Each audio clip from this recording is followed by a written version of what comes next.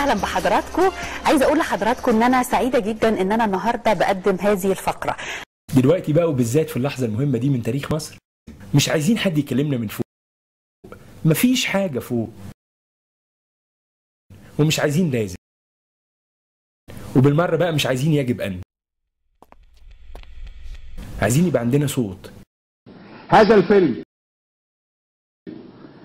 السكريبت بتاعه من الأكاديمية، الموظفين هم الممثلين اللي فيه، الموسيقى التصويرية معمولة بالكمبيوتر جوه الأكاديمية.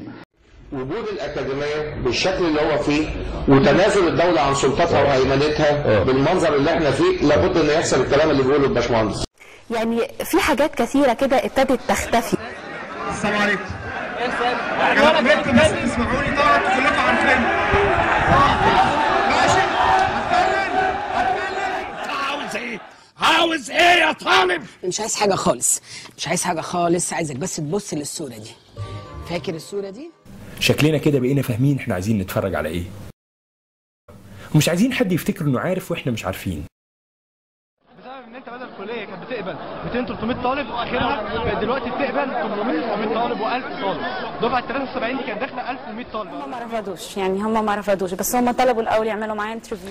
هل الأكاديمية هي اللي فتحت أبوابها للفتوات؟ الدفعه 73 منها طلاب اتخرجوا طلعوا جم وحكوا معانا، حكوا المشاكل اللي حصلت معاهم، بيتكلموا معايا، قالوا احنا طلعنا قيمه الخطوات ذات نفسها نزلت بسبب اللي انت عملتها. عايزين برضو نقول للساده المشاهدين ان انت طبعا اتخرجتي في الدفعه رقم 73 من الأكاديمية. اتعلمنا الفرق بين الحقيقه والهبل. تعالى دور على دفعه 73، جيب الكشف كده وجيب حالاتهم وطلع لي كام طالب اشتغل، اكتب لي نسبه، لكن لا، كل حاجه يقول في فرص. فقالوا لا ما فيش مشكله، بعد ما تتخرج هيطلع لها الباسبور زي الولاد عادي، ما فيش اي قانون يمنع الموضوع. يعني ايه دفعه يقبلها 1150؟ يعني ايه؟ دلوقتي لما طالع بيقول لك في الاخر نيجي نكلمه يقول في فرص عمل، طب في فرص عمل، اوكي بالنسبه للشباب اللي عايزين نعرف اللي حصل وبيحصل. بس كبنت تخش من نفسها ان هي عايزه تدخل، لا ما كانش مفتوح، ما كانش في بنات موجوده. ولا انتوا اللي رحتوا قلتوا للأكاديمية احنا عايزين ندخل نلتحق بالأكاديمية زينا زي الأولاد؟ يعني لا، هو الأكاديمية ما كانتش فاتحة الباب غير. النهارده الأكاديمية بتواجه مشكلة مع السلاح البحري اللي بيخرج ناس، ومع شركة البكالوريوس اللي خرج ناس. كفايه لف ودوران، وبياخدوا شهادات زي شهاده الصيد مثلا ملهاش اي مجال. كفايه كذب.